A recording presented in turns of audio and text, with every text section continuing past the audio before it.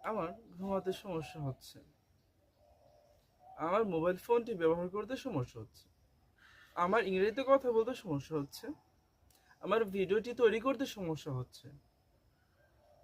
আমার ইংরেজি শিখতে সমস্যা হচ্ছে। এই যে দৈনন্দিন জীবনে আমরা বিভিন্ন ধরনের সমস্যার কথাগুলো বলে থাকি। তো এই সমস্যার কথাগুলো আমরা কিভাবে বলবো সেটা আজকে আমরা জানবো।